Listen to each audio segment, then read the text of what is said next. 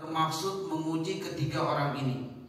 Sebab ketiga orang ini di tengah-tengah masyarakat mereka direndahkan, mereka dihinakan, mereka dikucilkan, hingga akhirnya kemudian mereka menjauhkan diri atau mengasingkan diri dari kehidupan bermasyarakat, mencari kehidupan sendiri-sendiri, dan pada akhirnya mereka bertemu di suatu tempat.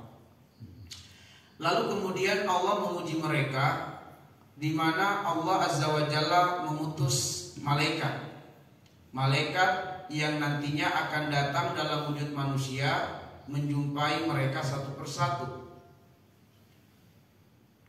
Fa'ata al-abrasa, kemudian malaikat dalam wujud manusia mendatangi laki-laki yang pertama, yaitu laki-laki yang tubuhnya dipenuhi dengan kusta atau lepra. Faqal ilaik, apa yang paling kamu inginkan untuk disegerakan di dunia ini? Apa yang paling kamu dambakan untuk diwujudkan atau diberikan di dunia ini? Laki-laki itu dengan spontan mengatakan, launun hasanun wa jildun hasanun kadakadiranin nas.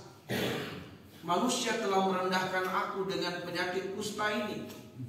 Aku dijauhi, aku dikucilkan, aku dihina.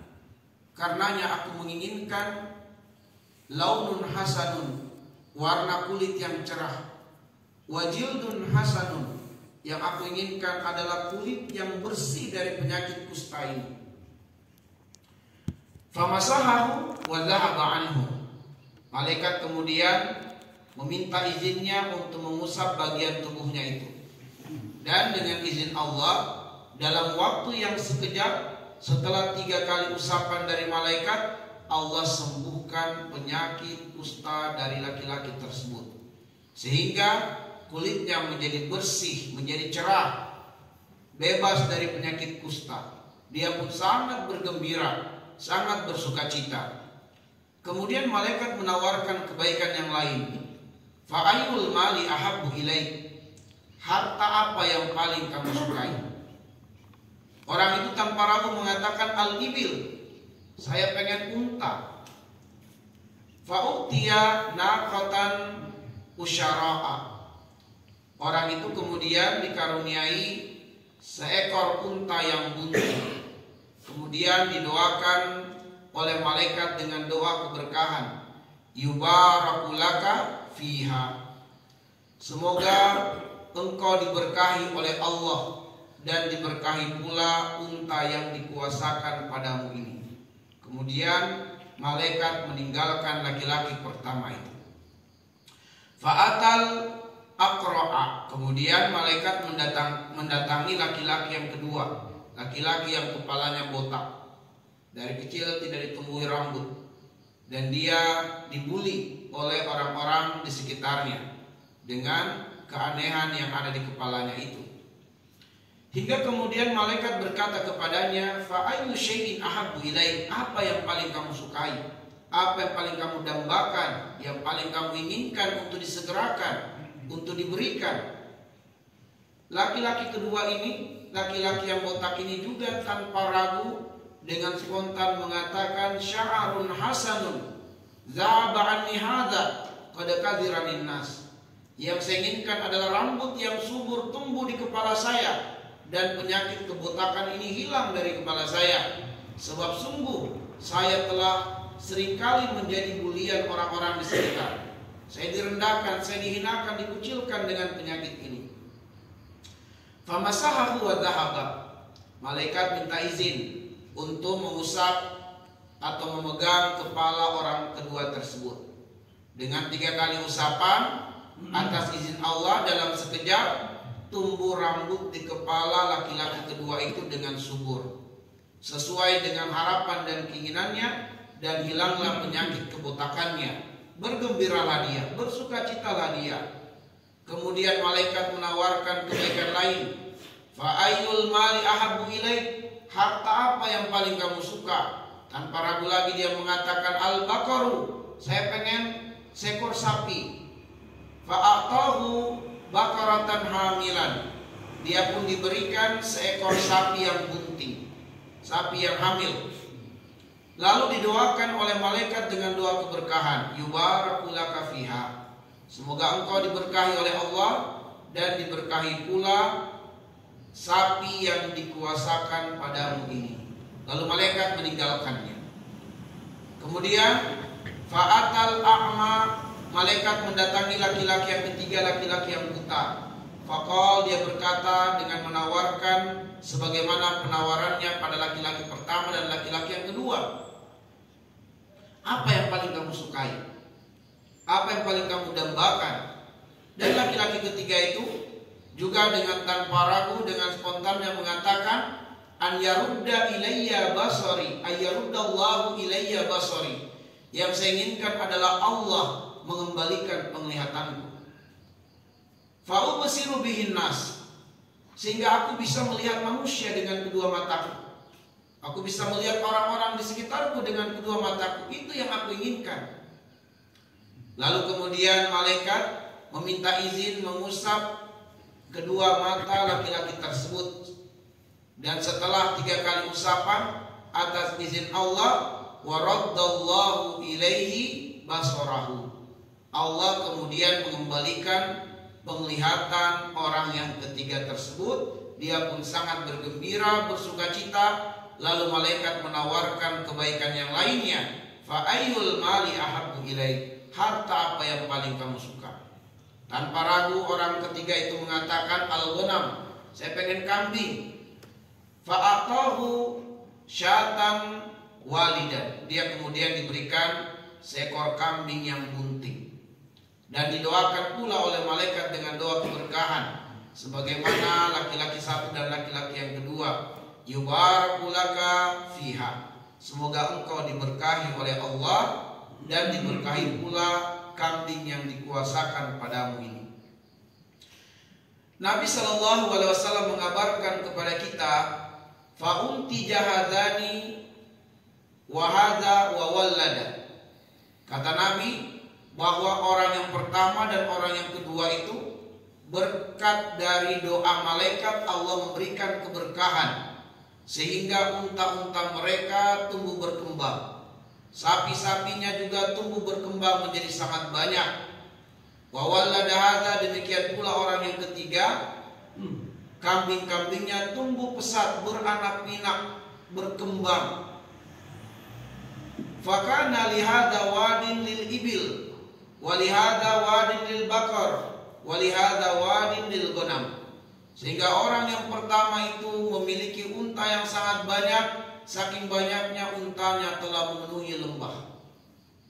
Orang yang kedua juga demikian, sapi-sapinya telah memenuhi lembah. Dan orang yang ketiga juga demikian, kambing-kambingnya telah memenuhi lembah. Mereka kemudian hidup dalam kesenangan, dalam kemewahan, harta berkecukupan, secara fisik terbebas dari kecacatan, sehingga orang-orang kemudian menyanjung-nyanjung mereka, memuji-muji mereka. Semua orang yang tadinya menjauh mendekat kepada mereka berusaha menjadi pengikut-pengikutnya, menjadi pekerja-pekerjanya dengan upah, dengan gaji yang besar yang mereka dapatkan. Banyaklah orang-orang yang menjadi pengikut setianya, dicintai, disenangi, disukai oleh banyak orang. Setelah kemudian 3 orang ini hidup dengan kesenangan untuk sekian tahun lamanya, Allah kembali mengutus malaikat untuk menguji masing-masing ketiga orang tersebut. Dan malaikat ditugaskan oleh Allah datang menjumpai masing-masing mereka itu dalam wujud, dalam keadaan seperti mereka sebelumnya. Tsumma innahu atal abrasa fi suratihi wa hayatihi. Malaikat mendatangi laki-laki yang pertama, laki-laki yang dahulunya adalah berpenyakit kusta. Dan malaikat datang menjumpai orang itu dalam keadaan miskin, dalam keadaan berpenyakit kusta juga. Maka berkatalah malaikat kepada laki-laki tersebut, rajulun miskinun, qad taqatta'at biyal hibalu fi safari fala balagal yawm illa billahi thumma bika. Kasihanilah saya. Saya ini laki-laki miskin. Saya sedang menempuh suatu perjalanan yang sangat jauh, namun perbekalan untuk melanjutkan perjalanan telah habis. Fala balagal yawm illa billahi thumma bika. Dan aku yakin aku tak mampu melakukan atau melanjutkan perjalananku yang masih sangat jauh ini kecuali Allah menolongku, kemudian engkau berkenan membantuku. Fas'aluka billadhi a'taqal launa al-hasan wal jildal hasan wal mala ba'iran ataballagu alaihi fi safari. Karenanya aku meminta kepadamu dengan nama Dia, yaitu Allah yang telah memberikan kepada engkau kulit yang bersih dan cerah, yang telah memberikan kepada engkau kulit yang terbebas dari penyakit, yang telah memberikan kepada engkau harta yang banyak. Aku hanya minta kepadamu seekor unta saja, yang dengannya aku dapat melanjutkan perjalananku ini. Namun kemudian laki-laki yang pertama itu berlaku congkak, sombong, angkuh. Dia merendahkan malaikat yang datang kepadanya itu. Namun sebelumnya dia mengatakan, innal huquqa katsirah. Ketahuilah wahai laki-laki rendahan, urusanku sangat banyak, tanggunganku begitu besar. Aku tidak ingin merepotkan diriku atau membebani diriku dengan menanggung urusanmu yang remeh dan temeh ini. Pergilah dan menjauhlah dariku, sebab aku tidak akan membantumu sedikit pun. Aku tidak ingin engkau menularkan penyakitmu, dan aku tidak ingin engkau menularkan kemiskinanmu padaku. Menjauhlah. Lalu kemudian malaikat berkata, ka'anni a'rifuka alam takun abrasa yagzarukan nas wa fakiran fa'a'taqallah. Bukankah dahulunya engkau juga berpenyakit kusta sepertiku saat ini, direndahkan, dijauhi oleh manusia? Dan bukankah engkau dahulunya adalah fakir, kemudian Allah mengayakan dirimu? Tapi orang tersebut mengingkari apa yang dikatakan oleh malaikat. Dengan tertawa mengejek, dia mengatakan, laqad waristu li hadza likabirin an kabirin. Aku telah mewarisi semua ini karena aku berasal dari keluarga yang kaya raya, keluarga yang terpandang, keluarga yang terhormat. Bapak saya kaya raya, kakek saya kaya raya, dan saya mewarisi kekayaan mereka. Dan saya adalah orang yang bekerja keras sehingga saya mendapatkan kesuksesanku ini. Tidak seperti engkau laki-laki rendahan, pemalas. Menjauhlah dariku. Kalau tidak, aku akan menyuruh orang-orang untuk mengusir engkau dari sini. Lalu kemudian malaikat itu berkata kepada laki-laki yang pertama ini, in kunta kadziban fasayyarakallahu ila ma kunta. Kalau kamu berdusta dengan perkataanmu barusan tadi, semoga Allah mengembalikan kamu pada keadaanmu yang semula. Lalu malaikat meninggalkan laki-laki tersebut, dan seketika itu juga laki-laki yang pertama ini kembali berpenyakit kusta. Lalu kemudian para pelayannya mendatanginya dan berkata kepadanya bahwa unta-untanya telah mati mendadak. Unta-untanya telah berjatuhan tumbang mati secara tiba-tiba. Dia pun menjadi ketakutan luar biasa, memohon ampun kepada Allah atas ketakaburannya. Tapi Allah telah mentakdirkan keadaannya seperti itu, kembali seperti sebelumnya, berpenyakit kusta. Orang-orang kemudian meninggalkannya, menjauhinya, dan dia pun menjadi laki-laki miskin kembali. Tsumma innahu atal aqra'a. Kemudian malaikat mendatangi laki-laki yang kedua, laki-laki yang botak, fi suratihi wa hayatihi. Dalam keadaan malaikat itu juga berkepala botak, dalam keadaan miskin, dan dia menyebutkan perihalnya seperti orang yang pertama. Dia ceritakan perihalnya bahwa dia laki-laki miskin yang membutuhkan belas kasihan. Dia sedang melakukan perjalanan dan telah kehabisan bekal, dan dia khawatir tidak bisa melanjutkan perjalanan kecuali dia ditolong oleh Allah, kemudian dibantu oleh laki-laki yang ada di hadapannya itu. Karenanya dia meminta kepada laki-laki yang kedua itu, fas'aluka billadhi a'taka asy-sya'ra al-hasan wal mala al-kathir bakaratan ataballagu ilaihi fi safari. Aku hanya minta kepada engkau dengan nama Allah yang telah memberikan kepada engkau rambut, yang telah memberikan kepada engkau harta yang banyak, berikanlah aku seekor sapi saja agar aku melanjutkan perjalananku ini. Tapi ternyata orang yang kedua juga mengucapkan kalimat yang menunjukkan keangkuhan dan kesombongan.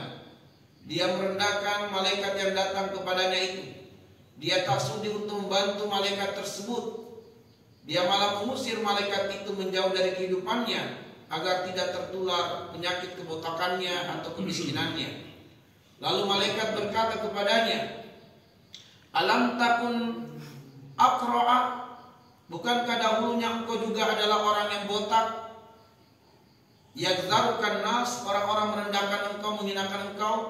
Wa fakiran fa'atakallah, dan bukankah dulunya engkau adalah orang yang miskin seperti saat ini apa yang aku rasakan, lalu Allah mengayakanmu. Ternyata laki-laki yang kedua juga mengingkari perkataan malaikat, dan dia mengucapkan perkataan yang sama dengan laki-laki yang pertama, bahwa dia adalah orang yang kaya karena berasal dari keturunan yang kaya raya, hartanya banyak dan berlimpah. Bapaknya kaya, kakeknya kaya, dan dia mewarisi kekayaan itu. Sehingga kemudian malaikat berkata kepadanya, in kunta kadziban fasayyarakallahu ila ma kunta.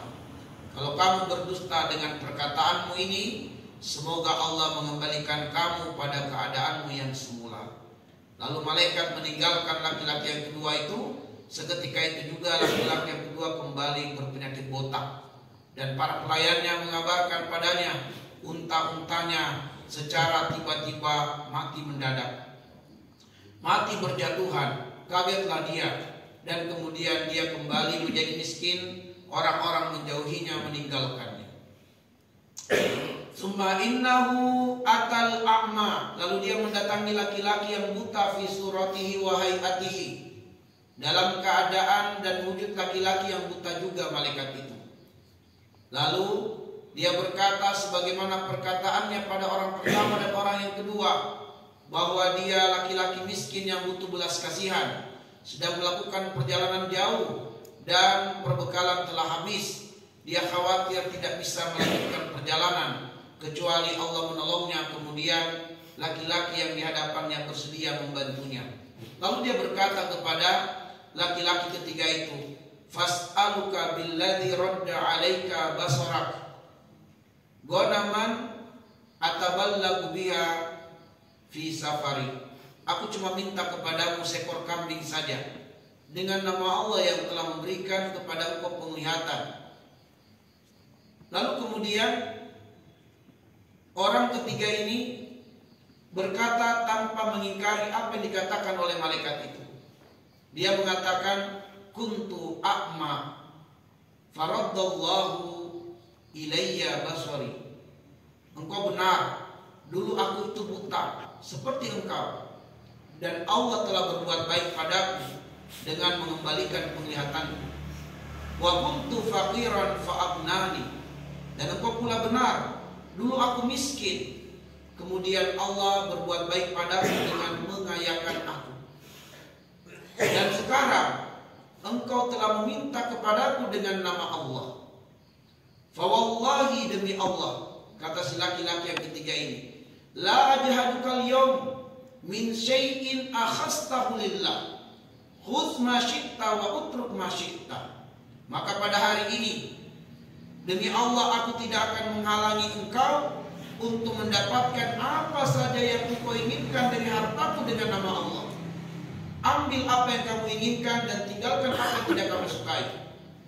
Engkau telah memintaku dengan nama Allah, ambil semuanya sesuai dengan yang kau inginkan, karena Allah lah yang telah berbuat baik kepadaku. Lalu kemudian malaikat ini tersenyum, lalu berkata, amsik malak, aku tidak butuh hartamu, jagalah hartamu ini. Inna ma'ubtulitum, sungguh kalian hanyalah sedang diuji oleh Allah. Wa qad radiyallahu anka, dan Allah telah ridho padamu. Wa qad sakhita ala sahibaik, dan Allah telah murka kepada dua orang sahabatmu. Kemudian malaikat meninggalkan orang yang ketiga itu, dan orang yang ketiga ini semakin tumbuh berkembang hartanya, semakin kaya raya, dan dia pun semakin dermawan. Dia banyak membantu orang-orang yang susah, menolong orang-orang yang susah. Dia meringankan beban orang-orang yang sedang kesulitan. Dan dia banyak memberi minum kepada orang-orang yang haus, memberi makan kepada orang-orang yang lapar. Banyak orang-orang yang mencintainya karena kebaikannya dan kesolehannya. Demikianlah kisahnya dari Nabi Shallallahu Alaihi Wasallam. Ma'asyiral muslimin, azani Allah wa iyyakum ajma'in. Setelah kami menyampaikan kisah ini, selanjutnya adalah kita mengambil ibrah, mengambil pelajaran dari kisah yang telah kami sampaikan. Tentu sangat banyak kisahnya atau pelajaran-pelajaran yang dapat diambil dari kisah tersebut.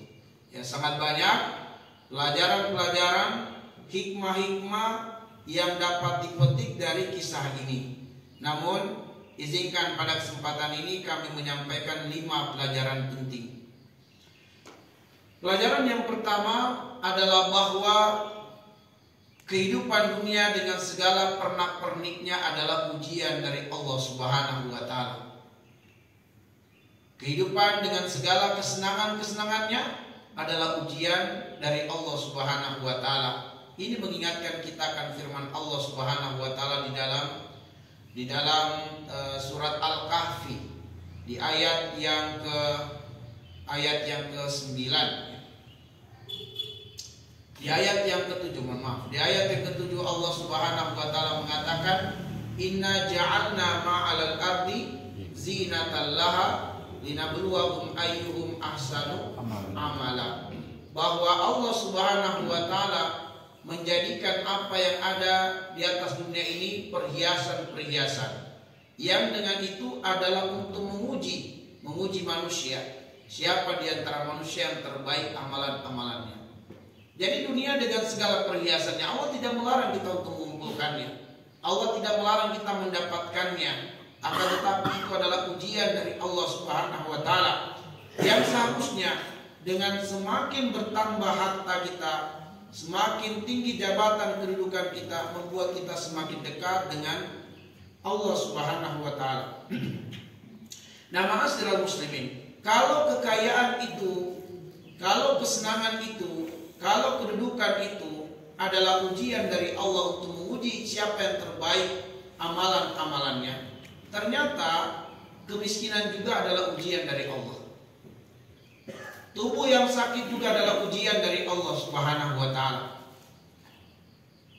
Kalau pejabat pemerintah itu adalah ujian dari Allah, maka menjadi rakyat jelata juga adalah ujian dari Allah Subhanahu wa Ta'ala. Kalau kesenangan adalah ujian dari Allah, maka kesialan dalam hidup itu juga adalah ujian dari Allah Subhanahu wa Ta'ala. Maka Allah bilang di dalam surat Al-Anbiya ayat 35, wa nabluukum bisyarri wal khairi fitnah wa ilaina turja'un. Kami uji kamu dengan hal-hal yang tidak menyenangkan, dan kami uji kamu dengan hal-hal yang menyenangkan sebagai cobaan, sebagai ujian. Wa ilaina turja'un. Kita harus bisa lulus dari ujian ketidaksenangan dan ujian kesenangan. Namun kunci untuk bisa lulus dari ujian itu adalah mengembalikan urusan kepada Allah Subhanahu wa Ta'ala. Maka apabila kita diuji dengan kesenangan, yang harus kita ketahui apa hak Allah di balik kesenangan yang kita dapatkan ini. Apa haknya Allah, apa maunya Allah di balik jabatan yang kita dapatkan, di balik harta berlimpah yang kita punyai, di balik kesehatan yang kita dikaruniakan dengannya. Apa maunya Allah dengan ini semua? Apa haknya Allah dengan ini? Itulah yang menjadi PR kita untuk kemudian kita jawab.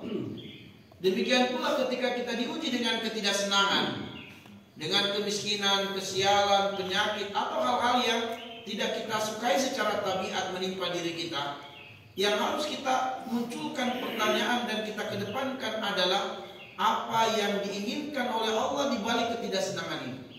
Apa yang dimaui oleh Allah? Apa yang mengundang ridha Allah ketika dalam kondisi kita ditimpa dengan sesuatu yang tidak menyenangkan? Itulah ma'asyiral muslimin yang harus kita ketahui. Sebab ketidaksenangan dan kesenangan hanyalah ujian dari Allah.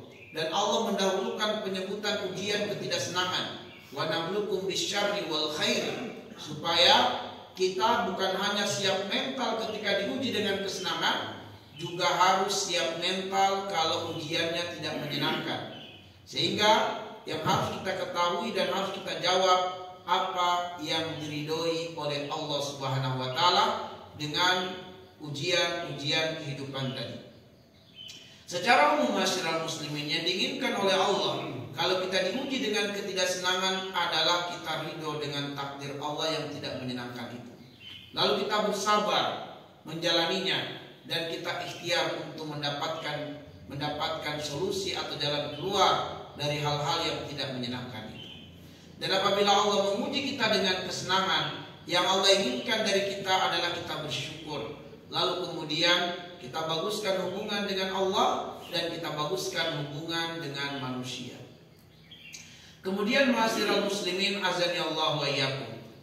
Pelajaran yang kedua adalah bahwa ukuran kemuliaan manusia di sisi Allah bukanlah aksesoris dunianya, bukanlah kesehatannya, bukanlah hartanya, bukanlah jabatan kedudukannya, tetapi imannya dan takwanya kepada Allah Subhanahu wa taala. Kenapa ini harus ditegaskan?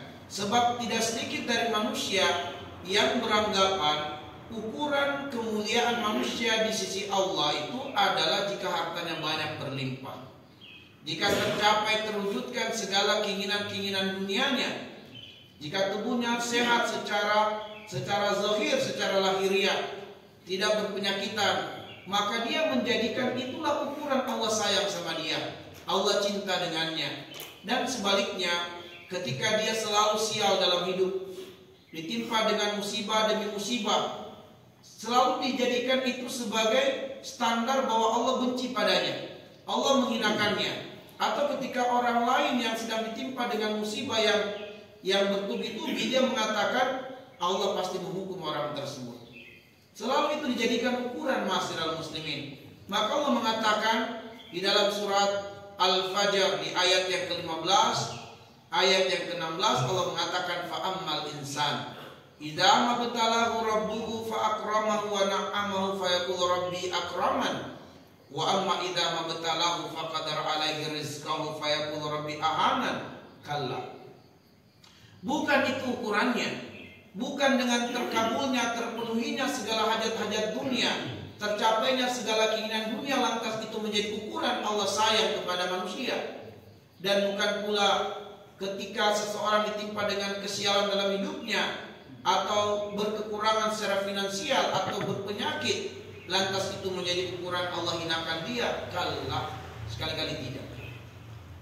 Tapi ukuran kemuliaan manusia di sisi Allah adalah imannya dan takwanya kepada Allah. Inna akramakum indallahi atqakum. Yang paling mulia di antara kalian di sisi Allah adalah yang paling beriman dan paling bertakwa. Itulah keadilan Allah Subhanahu wa taala. Karena Allah meletakkan kemuliaan manusia pada sesuatu yang siapapun bisa meraihnya. Orang kaya bisa meraih derajat kemuliaan di sisi Allah. Orang miskin pun bisa meraih derajat kemuliaan di sisi Allah.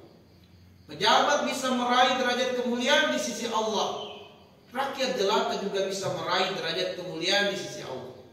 Orang yang sehat, orang yang sakit, mereka memiliki peluang yang sama untuk meraih derajat kemuliaan di sisi Allah. Karena Allah menjadikan ukuran kemuliaan manusia pada imannya dan pada takwanya. Karenanya lah Nabi SAW bersabda dalam riwayat Imam Muslim, Innallaha la yanzur ila suwarikum wala ila amwalikum walakin yanzur ila qulubikum. Allah tidak melihat aksesoris dunia kalian. Allah tidak melihat bentuk fisik kalian, tapi yang Allah lihat hati kalian. Adakah iman di dalamnya? Itulah yang menjadikan manusia mulia di sisi Allah Subhanahu wa taala. Pelajaran yang ketiga, ma'asyiral muslimin, adalah bahwa perbuatan dosa, perbuatan maksiat penyebab tercabutnya keberkahan atau kebaikan rezeki dunia. Perbuatan dosa, perbuatan maksiat menjadi penyebab utama terhalangnya keberkahan rezeki dunia, bahkan tercabutnya rezeki dunia. Dosa dan maksiat. Karena itulah Allah mengatakan, wa ma asabaka min sayyi'atin fa min nafsik. Musibah, keburukan yang menimpamu sehingga tercabut kebaikan-kebaikan dari potensi-potensi dunia yang tadinya ada padamu adalah dikarenakan dosa-dosa. Surat An-Nisa ayat yang ke-79. Ma'asyiral muslimin azani Allah wa iyyakum. Di dalam kisah tadi kita dapati ada 4 perbuatan dosa, perbuatan maksiat yang mengundang murka Allah, dan menjadi sebab tercabutnya nikmat-nikmat rezeki, tercabut nikmat rezeki, dan menjadi sebab turunnya bala, turunnya bencana atau musibah menimpa diri seseorang. Dan 4 dosa atau maksiat tersebut dilakoni oleh laki-laki pertama dan laki-laki yang kedua. Apa itu? Yang pertama kufur nikmat. Yang kedua adalah sombong. Yang ketiga adalah dusta. Dan yang keempat adalah bakhil. 4 sifat ini yang diperangi atau dilakoni oleh laki-laki pertama dan laki-laki kedua. Dengan 4 sifat atau 4 karakter ini pada dirinya mengundang murka Allah dan menjadi sebab tercabut nikmat dan menjadi sebab datangnya bala dan bencana. Maka ma'asyiral muslimin, pejabat akan dimurkai oleh Allah dan pejabat akan ditimpa dengan kerugian di dunia ini kalau dia itu kufur nikmat, kalau dia itu sombong, kalau dia itu bakhil, dan kalau dia itu berdusta, memberikan janji-janji yang menarik kepada rakyat, tapi dia mendustai janji-janjinya, maka bersiap-siaplah untuk mengundang murka Allah padanya. Ya. Maka ma'asyiral muslimin azani Allah wa iyyakum menjadi pelajaran bagi kita semua. Apapun profesi kita saat ini, apapun jabatan kita saat ini, janganlah kita meniru perbuatan laki-laki pertama dan laki-laki kedua dalam kisah ini. Karena hal itu akan mengundang murka Allah dan menjadi sebab tercabutnya nikmat kebaikan. Tapi ma'asyiral muslimin, bahwa laki-laki pertama dan laki-laki kedua ini dulunya tidak demikian keadaannya. Mereka dulu laki-laki yang baik, laki-laki yang soleh. Tapi setelah kemudian kekayaan datang padanya, kesehatan secara fisik datang kepadanya, ketika kedudukannya datang, kedudukan yang tinggi datang kepadanya, mereka menjadi congkak, mereka menjadi takabur, mereka menjadi sombong. Ternyata hal itu mengingatkan kita akan firman Allah di dalam surat Al-Alaq. Surat Al-Alaq ayat yang ke-6, ayat yang ke-7. Allah mengatakan, kalla innal insana layatgha ar-ra'ahu istaghna. Allah mengatakan sekali-kali tidak. Sungguh manusia itu benar-benar akan berbuat congkak, akan berbuat sombong, akan melampaui batas. Kapan itu terjadi? Ar-ra'ahu istaghna. Ketika dia mendapati segala kecukupan ada pada dirinya. Ketika seseorang sudah merasakan kesenangan, kemewahan, dia merasa segala keinginannya terpenuhi, besar peluangnya manusia itu menjadi sombong, congkak, angkuh, takabur, melampaui batas. Apa penyebabnya kira-kira? Penyebabnya adalah karena dia tidak menyandarkan semua kebaikan dan kenikmatan yang ada padanya dari Allah Subhanahu wa taala. Makanya perbuatan orang pertama dan orang yang kedua ini juga mengingatkan kita akan qarun lanatullah alaih yang sombong dan takabur. Kenapa? Apa penyebabnya? Karena si Qarun itu tidak menyandarkan segala kekayaannya itu dari Allah, tapi dia sandarkan dari dirinya. Dan itu diabadikan di dalam surat Al-Qasas di ayat yang ke-78. Si Qarun mengatakan, innama utituhu ala ilmin indi. Semua kekayaan ini saya dapatkan karena saya memang pintar, saya memang tekun, saya memang cerdas. Inilah yang menjadikan si Qarun meskipun hartanya banyak dia bakhil, dia sombong dan dia takabur. Orang yang pertama dan orang yang kedua mengingkari kalau kenikmatan yang ada padanya itu dari Allah. Dia ingkari dengan mengatakan, laqad waristu likabirin an kabirin. Semua kekayaan ini saya dapatkan karena memang keluarga saya kaya. Bapak saya kaya, kakek saya kaya, dan saya mewarisi kekayaan mereka. Laki-laki pertama, laki-laki kedua tidak menyandarkan kekayaannya, kenikmatan yang ada padanya dari Allah. Maka jadilah dia melampaui batas dan berbuat semena-mena atau sewenang-wenang. Maka ma'asyiral muslimin azani Allah wa iyyakum, penyebab kita akan menjadi sombong dan congkak ketika kita merasa jabatan yang kita dapatkan karena memang kita laki-laki tekun, pekerja keras, karena kita laki-laki yang cerdas. Wajar, pantas kalau kita mendapatkan jabatan dan kedudukan yang tinggi. Ini berbahaya. Dalam surat Al-Hadid ayat 23 Allah mengatakan, wallahu la yuhibbu kulla mukhtalin fakhur. Allah enggak suka dengan orang yang sombong, lagi orang yang berbangga diri, yaitu membanggakan dirinya. Ya, saya yang hebat, wajar, pantas saya dapat kedudukan tinggi, wajar saya kaya karena memang saya seperti ini. Baik, ma'asyiral muslimin azani Allah wa iyyakum. Lalu kemudian amal soleh itu menjadi penyebab utama datangnya keberkahan rezeki. Amal soleh menjadi penyebab utama langgengnya rezeki. Dan amal soleh menjadi penyebab utama datangnya ridho Allah Subhanahu wa ta'ala. Pada karakter laki-laki yang ketiga kita dapati sifat yang mengundang ridho Allah, sifat yang mengundang keberkahan pada rezeki, dan sifat yang melanggengkan rezeki. Ada 4 sifat. Yang pertama adalah syukur nikmat. Lain syakartum lazidannakum. Kalau bersyukur ditambah nikmat. Ya, syukur. Ini yang ada pada laki-laki yang ketiga. Dia syukur terhadap nikmat Allah. Yang kedua tawadu. Yaitu tidak congkak, tidak sombong, tidak angkuh, tidak merendahkan orang-orang di sekitarnya. Tawadu. Dia tahu hak-hak Allah atas dirinya, dan dia tidak menjadi orang yang merasa dirinya lebih baik daripada orang lain. Itu namanya tawadu. Lalu kemudian yang ketiga adalah jujur. Dia tidak mengingkari bahwa nikmat-nikmat yang ada padanya ini dari Allah. Dia jujur, dia akui ini semua dari Allah. Dan yang keempat, dia dermawan. Dia banyak membantu orang lain dengan hartanya, dengan rezekinya. Maka itu semua mengundang keberkahan pada rezekinya dan mengundang kelanggengan pada hartanya. Ma'asyiral muslimin azani Allah wa iyyakum ajmain.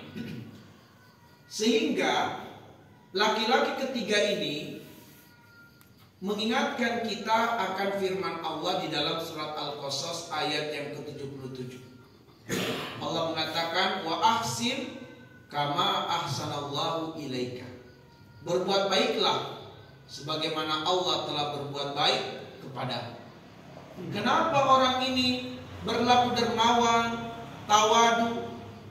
Karena penyebabnya adalah dia menyadari betul semua kekayaan dan kenikmatan yang ada padanya ini datangnya dari Allah Subhanahu wa ta'ala. Dia mengingat kebaikan-kebaikan Allah pada dirinya. Itulah yang membuat dia digerakkan hatinya oleh Allah untuk berbuat baik pada orang lain.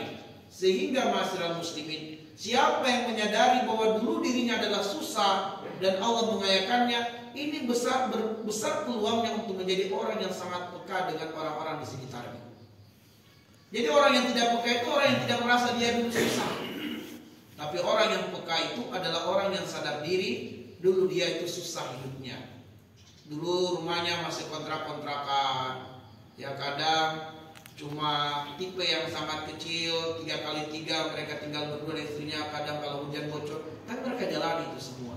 Mereka bersabar. Sampai kemudian berangsur-angsur Allah pulihkan ekonomi mereka jadi kaya. Selagi mereka mengingat masa-masa sulit itu, mereka menyadari betul nikmat dari Allah, mereka akan menjadi orang yang sangat peka dengan orang di sekitarnya. Maka dia tahu bagaimana hidup susah sebelumnya. Sehingga akhirnya kemudian dia pengen meringankan beban orang lain. Sebab dahulu dia susah kehidupannya. Maka dia pengen orang lain mendapatkan kebaikan sebagaimana Allah telah berbuat baik padanya. Nah, orang yang ketiga inilah yang sangat menyadari bahwa harta itu ujian dari Allah. Maka karakter orang ketiga ini mengingatkan kita akan karakter Nabiullah Sulaiman alaihissalam di dalam Al-Quran. Yang kaya raya, punya kekuasaan yang tinggi, Nabi Sulaiman mengatakan, hadza min fadli rabbi liyabluwani aashkur am akfur. Semua kekayaan ini, kekuasaan ini datang dari Allah untuk menguji saya. Pandaikah saya mensyukurinya ataukah saya termasuk yang kufur? Baik, ma'asyiral muslimin, pelajaran terakhir. Pelajaran terakhir yang bisa kami sampaikan adalah bahwa kalau kita lihat di dalam kisah tadi, ternyata malaikat mendoakan kehancuran pada orang pertama dan orang yang kedua. Mendoakan keburukan pada orang pertama dan orang yang kedua. Berdoa supaya orang pertama, orang kedua itu dicabut hartanya, dicabut nikmat yang ada padanya, dan dikembalikan keadaannya pada keadaan sebelumnya. Apakah boleh berdoa dengan doa demikian? Kita doakan orang-orang yang sombong, yang angkuh, yang takabur, supaya dicabut nikmat darinya yang membuat dia sombong, dan agar supaya dia kembali kepada Allah Subhanahu wa ta'ala. Ma'asyiral muslimin, ada dua kondisi hal yang demikian dibenarkan. Ada dua kondisi hal yang demikian dibenarkan. Kondisi yang pertama, dibenarkan ucapan buruk, bahkan doa laknat dari orang-orang yang dizolimi kepada siapapun yang menzoliminya. Dasarnya adalah firman Allah surat An-Nisa ayat 148. Allah berfirman, la yuhibbullahu al-jahra bisu'i minal qawli illa man zulim wa kana Allahu sami'an alima. Allah tidak suka dengan perkataan buruk secara terang-terangan diucapkan, kecuali dari orang-orang yang dizolimi. Dan Allah Maha mendengar lagi Maha mengetahui. Apabila orang-orang yang dizolimi menceritakan keburukan atau aib-aib orang yang menzoliminya, tidak terkategori ghibah. Tidak terkategori ghibah. Dia beberkan aib-aib orang yang zolim padanya, bukan ghibah. Dibenarkan dalam syariat. Jangankan cuma sekedar membeberkan aib-aib orang yang menzoliminya, bahkan mendoakan laknat pun dibenarkan. Makanya Nabi mengatakan, ittaqu da'watal mazlum. Takutlah kalian terhadap doanya orang yang dizolimi, sebab doanya itu mustajab di sisi Allah. Salatu da'awatin mustajabat, 3 doa yang pasti terkabul. Salah satunya adalah da'watul mazlum, doanya orang yang terzolimi. Tapi dengan catatan benar-benar dia dizolimi. Makanya dikunci dengan wa kana Allahu sami'an alima. Allah mendengarkan perkataan dan Maha tahu bahwa memang kondisinya dia sedang dizolimi. Bahkan meskipun ucapan keburukannya itu tersembunyi di dalam hatinya, ya, dia dizolimi, dia tidak bisa lagi mengungkap dengan kata-kata, sudah kehabisan kata untuk mengungkapkan sesuatu yang buruk tentang orang itu, ya. Bahkan untuk menarik nafas pun susah. Di dalam hatinya ada kebencian, kemarahan kepada orang itu, sangat berbahaya ma'asyiral muslimin. Doanya mustajab. Baik, karena itulah kemudian kata Nabi, siapapun yang berbuat zalim tidak akan mati sebelum menuai kezalimannya, menuai buah dari kezalimannya. Dia tidak akan mati sebelum menuai buah dari kezalimannya. Nah, ini kondisi yang pertama. Jadi siapapun yang dizolimi. Maka ini terkadang saya memberikan jawaban ketika ada bertanya, Pak Ustadz, bolehkah kita membeberkan aib-aib pemerintah? Saya katakan, apakah pemerintah menzolimi Anda? Kalau Anda merasa dizolimi atau rakyat merasa dizolimi, tidak mengapa berdasarkan ayat tadi. Tapi ingat, wa kana Allahu sami'an alima. Anda benar-benar dizolimi dan Anda tahu betul kezolimannya terhadap diri Anda. Misalnya kaum muslimin dizolimi, dinistakan agama Allah Subhanahu wa taala, maka orang muslim boleh berdoa. Ya, boleh berdoa untuk supaya kekuasaan jabatan dicabut oleh Allah. Ya. Nah, itu kondisi yang pertama. Kondisi yang kedua, dibolehkan kita mendoakan keburukan kepada orang yang zalim, orang yang sombong, orang yang angkuh, orang yang takabur, kalau kita mengenal betul orang itu. Dalam arti, sebelum dia menjadi orang yang sombong, kita kenali dia, karena dia mungkin teman kita, ya, pernah bermasyarakat dengan kita. Kita tahu dia dulu laki-laki yang baik, laki-laki yang soleh, rajin ke masjid. Tapi setelah kemudian dia diterima bekerja di suatu tempat, atau kemudian dia tergabung dalam satu partai tertentu, lalu karirnya naik melejit sehingga kemudian menjadi orang yang sukses, kaya raya. Setelah itu kemudian dia menjadi orang yang sombong, menjadi orang yang congkak. Tidak sedikit kita dengarkan perkataan dari orang-orang seperti itu. Dia mengatakan yang suka ke masjid itu pengangguran sebenarnya. Ada orang-orang yang mengatakan demikian. Dia mengatakan yang suka ke masjid itu pengangguran, sedang gak ada kerjaan katanya. Maka dia menghinakan rumah Allah Subhanahu wa taala. Jadi dia tidak ke masjid karena dia sibuk. Dan orang yang ke masjid menurutnya adalah orang yang tidak banyak pekerjaannya, pengangguran kebanyakannya. Itu yang dikatakan oleh orang seperti itu. Yang ke masjid cuma pensiun itu sudah gak ada kerjaan. Serius ini, ada orang yang berkata demikian. Nah, dan kita tahu betul, misalnya kita kenali orang ini, dulu dia tidak begitu, dulu dia orang yang baik, yang soleh, sering ke masjid, tapi kemudian harta membuat dia berubah. Maka jika kita benar-benar tahu kondisinya, boleh secara diam-diam kita doakan dia, ya Allah, kalau karena harta yang ada padanya menjadikan dia sombong, angkuh dan takabur, cabutlah harta. Kalau karena jabatan dan kedudukan menjadikan dia sombong, angkuh, cabutlah jabatan dan kedudukannya. Kembalikan dia pada keadaan yang membuat dia tunduk dan ridho dengan takdirmu, membuat dia soleh. Ini pelajarannya terdapat dalam surat Al-Kahfi ayat 32 sampai dengan ayat 44, menceritakan tentang Sohibul Jannatain, kisah pemilik dua kebun ketika dia berkawan dengan laki-laki soleh. Mereka tadinya berkawan, kawan dekat. Tapi laki-laki yang satu ini, kawannya ini dia dikaruniai harta banyak, kebunnya itu berpenghasilan, produktif kebunnya, punya sungai yang mengalir di antara dua kebunnya, sehingga dia menjadi orang yang kaya raya dan sukses, banyak pengikutnya. Hanya saja dia jadi orang yang sombong. Dia merendahkan orang lain, termasuk kawannya sendiri direndahkan. Dan dia kalau masuk ke dalam kebunnya tidak memuji Allah Subhanahu wa taala, dia takjub dengan dirinya. Maka kawan yang soleh ini menasihatinya, mengingatkannya, wahai kawanku, wahai saudaraku, alangkah baiknya engkau masuk ke kebunmu, engkau menyebut nama Allah, engkau ingat Allah yang telah memberikan rezeki padamu ini, dan engkau tidak merendahkan orang-orang di sekitarmu. Tapi kemudian dia malah merendahkan kawannya ini, ya pasti karena kamu iri dengan saya, dan seterusnya.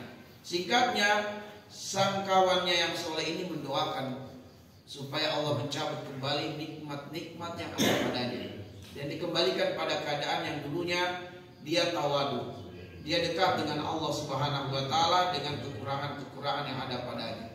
Dan Allah mengabulkan doa sang kawan yang soleh ini, sehingga yang tadinya memiliki dua kebun itu menjadi musnah dua kebunnya. Allah kirim badai yang menimpa dua kebunnya itu, lalu kemudian terbakarlah kurma-kurmanya dan habis sudah.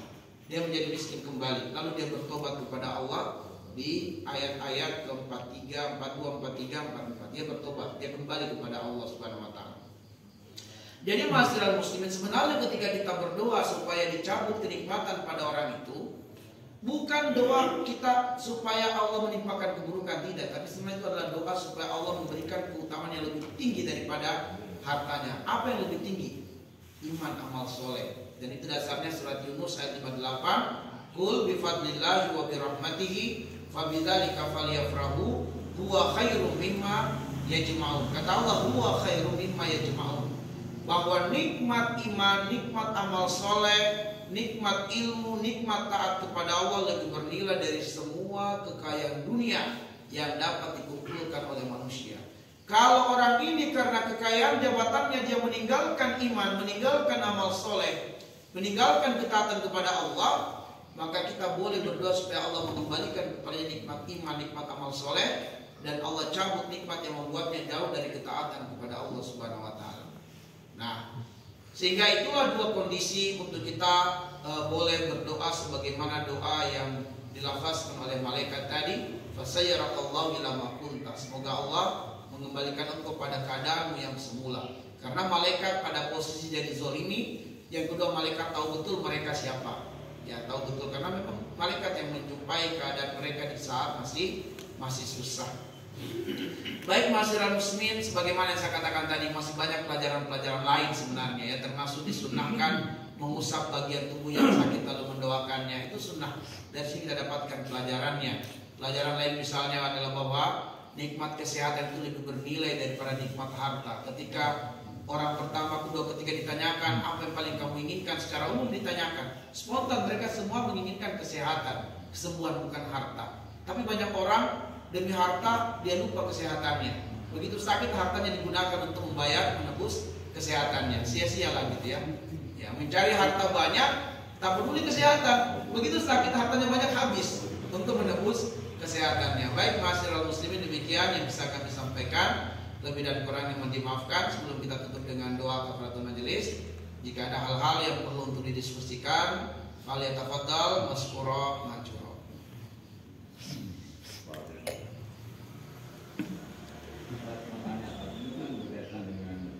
Iya.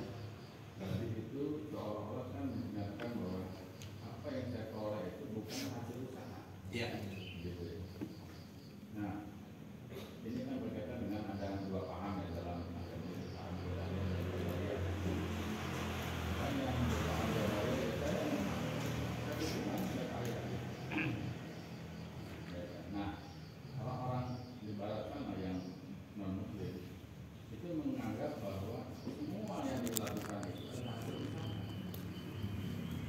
Ya, Tuhan hanya pemilah pertama, super daripada semua kondisi.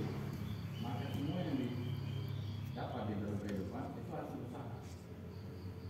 Sementara kalau ini menganggap bahwa semua yang didapat itu adalah ikhtiar yang diinginkan Allah. Kalian tahu ya, usaha mereka tahu itu luar biasa. Dan usaha muslim yang boleh dikatakan muslim pada saat itu terpuruk keadaannya baik secara intelektual maupun secara ekonomi. Nah, kita itu seperti duit sekarang. Ini bukan pendapat. Baik. Bismillahirrahmanirrahim. Wassalatu wassalamu ala asyrafil anbiya'i wal mursalin wa ala alihi wa sahabatihi ajmain, amma ba'd. Pertama saya ingin menyampaikan firman Allah di surat Al-A'la. Sabbihisma rabbikal a'la alladzi khalaqa fasawwa walladzi qaddara fahada. Ibnu Qayyim al-Jauziyah rahimahullah taala mengatakan bahwa ayat ini, ayat 1, ayat 2, ayat 3 menjelaskan kepada kita bahwa Allah Subhanahu wa taala menciptakan makhluk, dan kita persempit yaitu manusia, menciptakan manusia dalam 4 tahapan. Tahapan pertama adalah tahapan khalaqa, penciptaan, bahwa Allah berkehendak untuk menciptakan manusia. Lalu kemudian fasawwa, membentuk, yaitu apakah yang Allah inginkan, laki-laki atau perempuan. Apabila perempuan, Allah akan membentuk fisiknya dengan fisik perempuan. Apabila Allah menginginkan membentuk laki-laki, membentuk fisiknya dengan fisik laki-laki. Itu namanya fasawwa, tahapan kedua. Tahapan yang ketiga adalah faqaddar, yaitu Allah menetapkan takdir. Ya, takdir yang berlaku pada manusia itu selama hidup di dunia nantinya. Dan takdir ini dirincikan di dalam hadis yang keempat di dalam kitab Hadis Al-Arba'in An-Nawawiyah tentang 4 hal yang ditetapkan dalam catatan takdir sebelum dia terlahir di muka bumi. Kemudian yang keempat adalah fahada, yaitu hidayah, bahwa semua manusia diberikan oleh Allah hidayah. Hidayah di sini adalah hidayah tingkat 1. Hidayah tingkat 1 maksudnya adalah hidayah bagaimana mengenali dunia, bagaimana bisa bertahan hidup di dunia, bagaimana bisa memecahkan beragam persoalan hidup di dunia. Karena hidayah tingkat 1 ini diberikan kepada semua manusia tanpa dibeda-bedakan oleh Allah, ya, muslim ataupun kafir, Allah akan memberikan hidayah tingkat 1. Hidayah tingkat 1 ini yang menunjukkan Allah itu Ar-Rahman, bahwa Allah memiliki sifat pengasih dan penyayang yang sempurna dan luas, yaitu kesempurnaannya dan keluasannya diberikan kepada semua makhluknya, termasuk manusia, muslim ataupun kafir. Nah, dalam hidayah tingkat 1 inilah kita bersaing dengan orang kafir. Manjada wajada, siapa yang berusaha dia dapat. Kalau orang kafir lebih tekun dalam pencarian hidayah tingkat 1, mereka bisa dapat dan mereka bisa unggul dari kita. Mereka bisa unggul karena Allah mengatakan yufassilul ayati liqaumin ya'lamun. Allah akan menjelaskan tanda-tanda kebesarannya atau mengungkap rahasia-rahasia alam ini bagi siapa yang mau mencari tahu. Nah, kalau orang kafir yang mau mencari tahu, dia bisa unggul dari kaum muslimin. Dari sisi apa? Hidayah tingkat 1. Nah, nanti kemudian ada hidayah tingkat 2, hidayah tingkat 3 sampai hidayah tingkat 4. Hidayah tingkat 2 itu bayan, penjelasan. Hidayah tingkat 3 adalah taufik. Hidayah tingkat 4 istiqomah. Nah, hidayah tingkat 2 orang kafir masih mendapatkannya, tapi belum tentu dia mendapatkan taufik mengamalkannya. Banyak orang kafir dia terima, dia benarkan Al-Quran, tapi dia tidak beriman dengan Al-Quran. Ya, Abu Thalib menerima kebenaran dakwah Rasulullah, tapi tidak mau menjadi umat Rasulullah. Nah, itu namanya dia mendapatkan hidayah tingkat 2. Apa hidayah tingkat 2? Bayan, penjelasan bahwa Islam ajaran yang benar, Al-Quran itu murni dari Allah. Banyak para peneliti kafir mengakui kebenaran Al-Quran. Ada yang akhirnya masuk Islam, ada yang tidak mau. Maka Allah mengatakan di dalam surat Ali Imran di ayat yang ke-110, minhumul mu'minuna wa aksaruhumul fasikun. Sebagian kecilnya ada yang beriman, tapi kebanyakannya fasik. Apa itu fasik? Tahu tapi tidak mau apa ya? Ego untuk membenarkan apa yang dia ketahui itu. Jadi maka Allah bilang minhumul mu'minun, sebagian kecilnya mereka akan beriman. Karena benar hasil riset penelitian mereka, ternyata sudah ada penjelasannya dalam Al-Quran. Mereka katakan mustahil ini buatan manusia. Saya untuk mendapatkan satu teori ini butuh waktu yang panjang, penelitian yang luar biasa, biaya tidak sedikit, baru dapat satu teori. Ternyata Al-Quran sudah berbicara tentang teori itu. Mustahil ini dari manusia. Maka diakui. Tapi ada di antara mereka beriman, masuk Islam, ada yang tetap ego. Tapi dia tahu itu benar, Al-Quran ini bukan buatan manusia, tapi dia tetap sombong. Maka Allah mengatakan wa aksaruhumul fasikun. Kebanyakan mereka fasik. Baik, sehingga dalam posisi ini kalau muslim belajar, dia pun akan bisa mengungguli orang kafir. Makanya Pak Habibie ketika kemudian dia ceritanya dalam bukunya, ya, dalam buku Ainul Habibie, dia ceritakan kenapa ranking pertama, ranking kedua itu selalu Yahudi. Ya di kelasnya dia gitu. Di kelasnya kok juara 1 selalu Yahudi. Juara 2 juga Yahudi.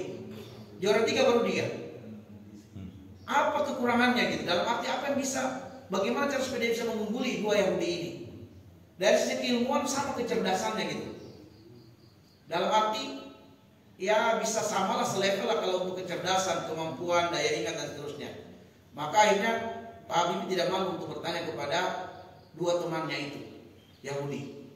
Saya mau bertanya kepada kalian, Apa rahasianya kok kalian bisa mengalahkan saya? Dalam arti kalian selalu lebih unggul dari saya. Bisa kalian sebutkan apa kebiasaan yang mungkin kalian lakukan dan saya tidak lakukan? Kalau dari sisi belajar, kita sama belajar. Efektif, efisien waktu, kita sama. Apa yang membuat kalian mendapatkan keunggulan dari saya? Nah, dari situlah Pak Habibie mendapatkan pengetahuan dari orang Yahudi itu mengatakan, sebenarnya Pak Habibie, dari sisi level kecerdasan ini kita sama. Cuma bedanya, saya itu meningkatkan kecepatan. Saya itu bangunnya jam 2. Setelah itu saya tidak akan tidur lagi. Jam 2, dan kamu tahu wahai Habibie apa yang saya baca? Saya baca Al-Quran, kitabmu. Saya baca dan saya banyak menemukan inspirasi dari kitab Al-Quran. Disitulah Pak Habibie terpukul. Orang Yahudi ternyata jam 2 udah bangun baca Quran. Dia baca terjemahannya kan. Dan dia mengatakan si Yahudi ini tadi kita katakan waksanul fasq.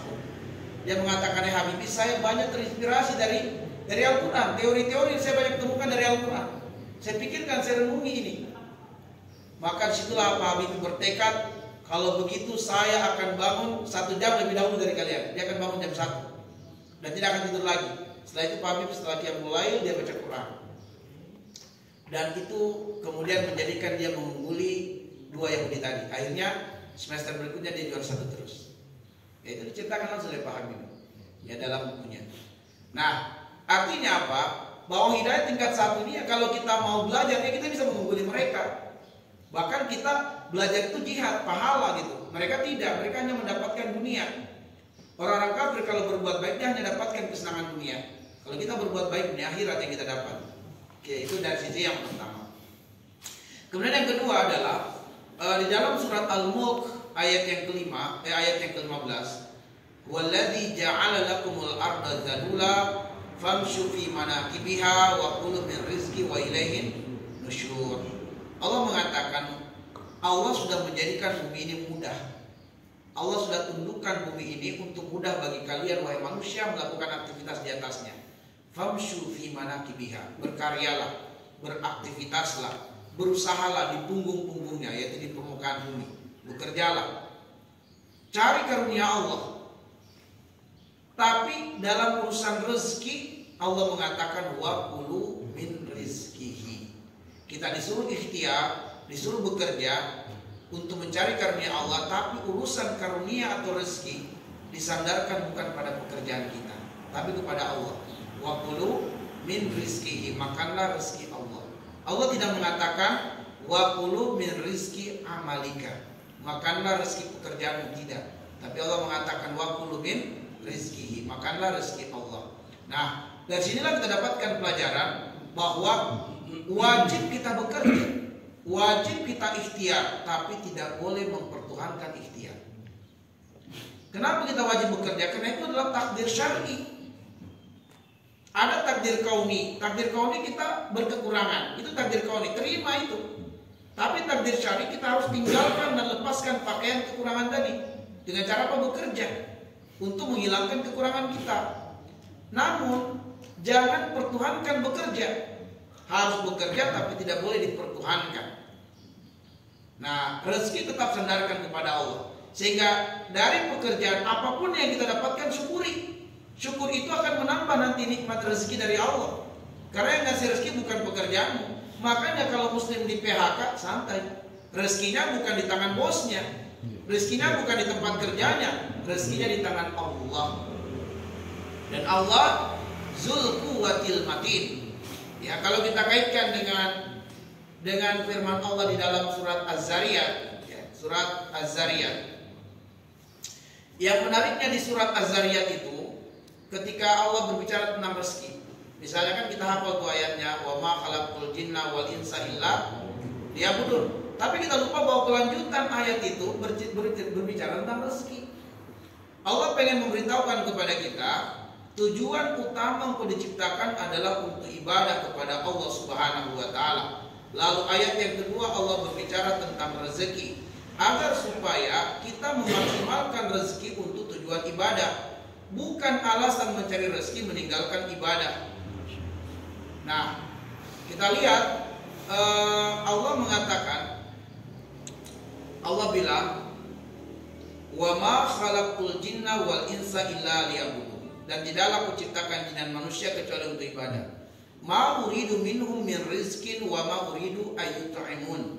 Aku tidak menginginkan dengan mereka beribadah itu memberikan rezeki kepadaku atau memberi makan kepadaku. Artinya, kamu beribadah itu bukan untuk Allah. Kamu beribadah itu bukan untuk menghalangi rezekimu. Kamu beribadah itu bukan untuk Allah, tapi kamu beribadah itu adalah untuk dirimu sendiri. Dan Allah mengatakan di ayat berikutnya, innallaha huwa razzaqu dzul quwwatil matin. Sesungguhnya Allah dialah pemberi rezeki Dzul Quwwatil Matin, yang memiliki kekuatan dan juga maha kokoh. Nah, di sini Allah ingin ajarkan kepada kita yang pertama adalah bahwa seringkali manusia karena alasan mencari rezeki meninggalkan ibadah. Maka Allah ingin mengatakan ibadah tidak menghalangi rezekimu. Ibadah tidak menghilangkan rezekimu. Dan kamu beribadah bukan untuk Allah kamu ibadah. Kamu ibadah untuk dirimu, dan ibadah itu bisa membuka pintu rezekimu. Lalu Allah menjelaskan bahwa kamu tidak perlu takut dalam urusan rezeki, sebab rezekimu di tangan Allah Dzul Quwwatil Matin. Rezeki kita di tangan Allah yang maha kokoh. Beda kalau rezeki kita di tangan bos kita. Bos kita kadang lupa, kita sudah bekerja lupa dikasih gaji. Tapi rezeki kita di tangan Allah, dan Allah Dzul Quwwatil Matin. Tidak mungkin rezeki kita ketukar. Tidak mungkin Allah lupa ngasih rezeki kita. Sebab rezeki kita Dzul Quwwatil Matin. Maka tak perlu khawatir ada orang yang akan merampas rezeki kita. Gak bakal dia bisa merampas rezeki kita. Nah, karena itulah kemudian ayat ini ingin mengingatkan kepada kita, urusan rezeki sandarkan kepada Allah. Tapi kamu wajib ikhtiar, wajib berusaha. Nah, kondisi miskin misalnya, itu adalah takdir kauniyun, terima itu sebagai takdir Allah. Tapi ada takdir syar'i, bahwa tidak menyenangkan hidup dalam keadaan susah, maka berusahalah untuk melepaskan kesusahanmu.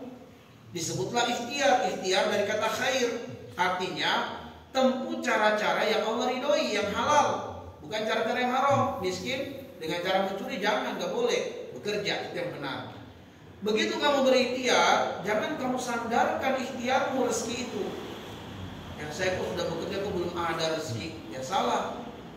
Saya sudah datang ke rumah sakit ini kok saya belum sembuh, ya salah, karena kita menyandarkan rezeki kesembuhan itu kepada dokter. Ada orang penyakit yang sama, satu A dan B, katakanlah A dan B, penyakitnya sama, masuk ke rumah sakit yang sama, ditangani dokter yang sama, tapi si A sembuh, si B mati, meninggal. Dokternya sama, rumah sakitnya sama, perawatannya sama. Apa membedakan? Rezekinya dari Allah, kesembuhan dari Allah, bukan dari dokternya, bukan dari rumah sakitnya. Sehingga yang benar kita katakan laulallah summa hadza ma syufitu. Kalau bukan karena Allah kemudian dokter ini, aku tidak akan sembuh. Nah, jadi jangan sampai kalau bukan karena dokter ini, itu salah, itu menyandarkan kepada dokter, tapi katakan laulallah summa. Atau kita mengatakan kalau bukan karena Allah kemudian ikhtiar ini yang saya lakukan, mungkin saya tidak dapat rezeki yang banyak berlimpah. Itu benar. Dan kalau kita mengatakan kalau bukan karena jabatan saya nggak dapat gaji sebesar ini, salah. Tapi kalau kita katakan kalau bukan karena Allah kemudian posisi saya saat ini, saya nggak akan dapatkan gaji gede seperti ini, itu benar. Jadi Allah cuma minta sandarkan semua nikmat kepada Allah Subhanahu Wa Taala, jangan pertuhankan ikhtiar. Allah bisa ngasih rezeki ada di ujung ikhtiar, juga bisa ada tanpa ikhtiar atau tidak berada di ujung ikhtiar. Hajar berlari dari Bukit Safa ke Bukit Marwah karena zonnya, dugaannya, ilmunya ada air di Bukit Safa, ada air di Bukit Marwah, tapi nggak ada air di ujung ikhtiarnya. Namun Allah kasih rezeki karena Allah tidak ingin mengecewakan ikhtiarnya. Allah kasih rezeki tidak ada di ujung ikhtiarnya, tapi ada di bawah telapak kaki Ismail. Tapi apa kata para ulama? Laulallah summa juhudu hajar ma kharajal ma tahta qadama Ismail. Kalau bukan karena Allah kemudian kesabarannya Hajar berlari dari Bukit Safa ke Bukit Marwah, Allah tidak akan keluarkan air Zam-Zam dari bawah telapak kaki Ismail. Baik, mungkin demikian. Cukup ya.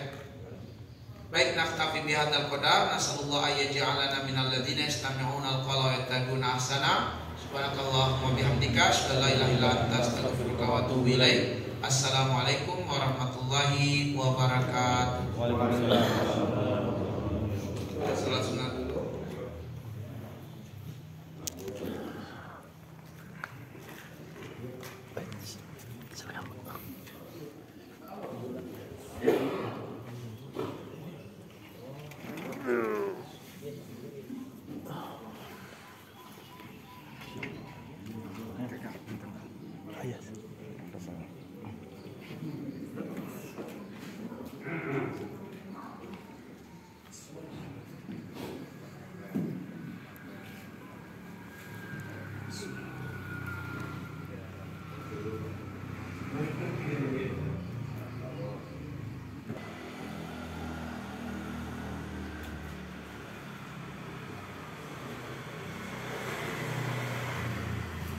Ada jualan beras.